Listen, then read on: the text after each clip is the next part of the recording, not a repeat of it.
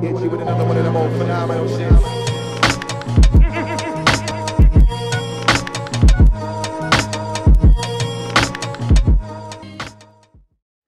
Hello everyone, welcome back to Undrlvld. My name is Chris. I appreciate you all being here and thank you for the continued support.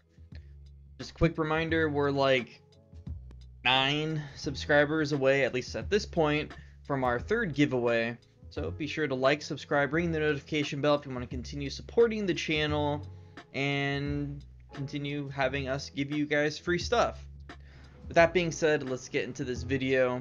So this will be our next video in our little series covering Skyraiders of Abarax, a 5th edition supplement created by Tracy and Lore Hickman, some of the minds behind Dragonlance and Ravenloft. So pretty much if you like Dungeons and Dragons at all, then well, they contributed a large part to where the game is at this point.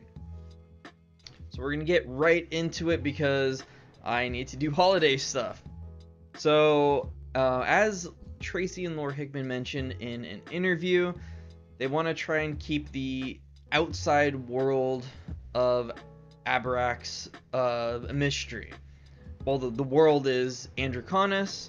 They want to keep Undrlvld a mystery, so to give people a sense of exploration and discovery, but they're going to share some of that information with the DM, probably because they're going to need some of that information for, you know, the campaigns or the starting adventure that they are going to give us. And as they mentioned in their 10th episode of Dragonhearth, Abarax is a very diverse and inclusive place, which makes sense considering people from all over the world were in prison there. So they're all kind of sent there for the same reason. Chances are probably for not good reasons, because of the God King, you know, pretty much just getting rid of people that he doesn't like. And a fun fact, Undrlvld has 2 moons, and from what they also said in an interview, the seas are unsaleable, thus the need for sky ships. During the 12th episode of Dragonhearth, and forgive me, I am terrible with names. I believe it's the cleric that's playing in the Dragonhearth campaign. He was asking about who his god was, so we could figure out, you know, what domain he belonged to. And I believe he mentioned his character was from Edonen, I believe. And Tracy mentioned something along the lines of not giving you the entire Edonian pantheon. So it's possible that with how diverse Abarax is, with people from all over the world, maybe each town, city, settlement has kind of like its own pantheon based on like the primary cultures that are there. In the end, though, he was told that he worships the great god of light. So again, little hints on the pantheon of Undrlvld. As mentioned in some of my other Skyraiders of Abarax videos, the sky ship stopped coming about 200 years ago, and the possession wars ended because of hunger and, you know, other hardships. Trade between the city-states, domains, and little feeble kingdoms of Abarax led to the starting point of the playtest that they're doing right now. Just a little bit of context, since I'm going to be referencing information from that playtest a lot. So Cinder, which is one of the towns where the playtest is taking place in, is a town central on the trade route of Abarax. And I'm going to pop up a picture somewhere of the town of Cinder. Cinder exists where it's at because it is an ancient crossing where the rivers come together. It's also near some old ruins where wars were fought for centuries, I'm assuming from the Possession Wars. One of the focal points of the adventure is the Baton of Marchant. Every year, the different members of the communities and city send a representative to Cinder. This is to reacquire the pieces of the Baton of Marchant.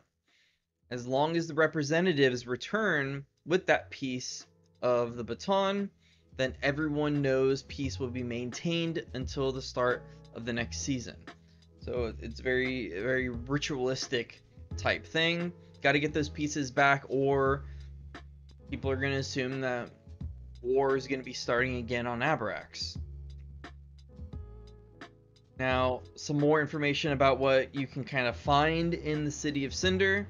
Cinder has a temple of Mazadom, which I believe it's got to be like, an organization or a deity or something. We haven't been given the pantheon that we'll find on Abarax, so a lot of the stuff is still kind of up in the air.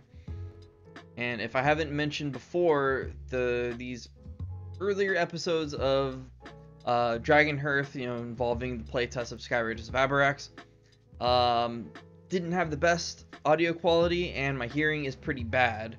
So some of the stuff might be a little wrong, or I might miss some things, or mispronounce some things, or whatever. But it's as close as we're gonna get, at least for now. Again, the cleric did mention he would need to find a Temple of Silver Flame. So finding out a little bit more about his god.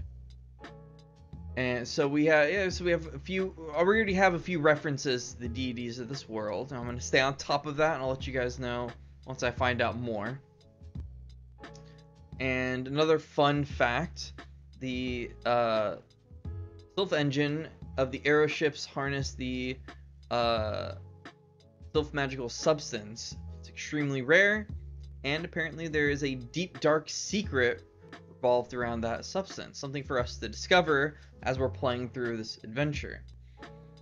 Now we move on to another town, Terminus.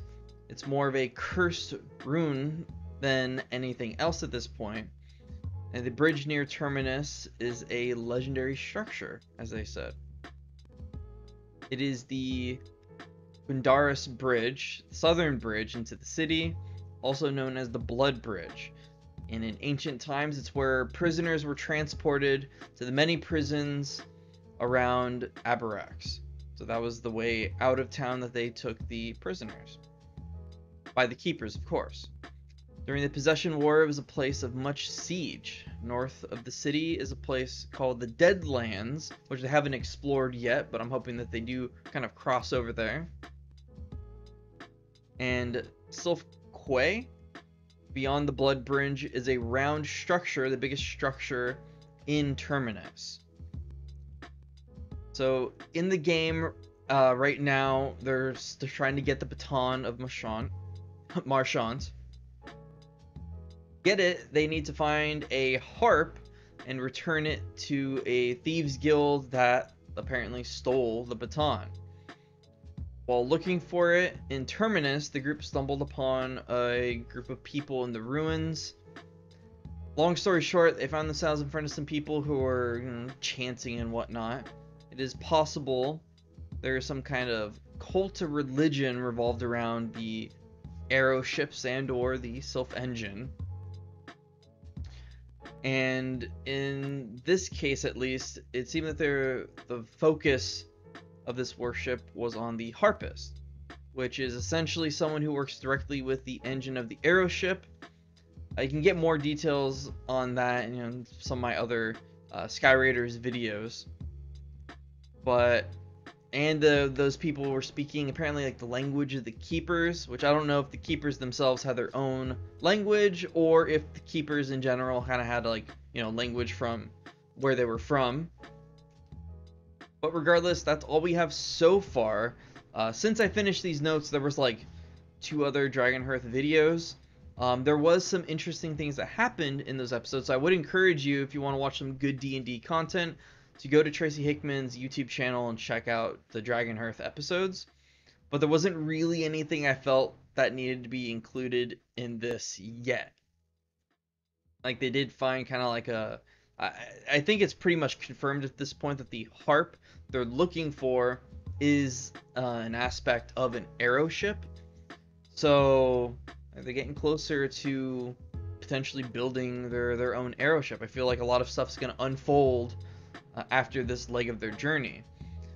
But I'm primarily focused on providing you information on Skyraiders of Abarax as a whole, rather than the game that they're playing. So with that being said, that's going to wrap up this episode of Skyraiders of Abarax. Sorry if it felt like I was kind of rushing through. It's almost you know, Christmas. So I got a lot of stuff that I need to do, but I wanted to make sure to get this video out to you guys this week. I will be taking a 2-week break off of Skyraiders of Abarax coverage and the you know, creating a warlock series that I have going on. I will still be giving you guys Solista episodes Monday through Friday for these 2 weeks, but these other 2 series that I have going on where it takes a little bit more time and research to, you know, get done, I'm just going to take a break on those for now. But when we come back with more Skyraiders news in a few weeks, I will be going over the emails that Tracy and Laura Hickman have been giving us, and I'm going to leave a link in the description down below where you can go and sign up for their emails.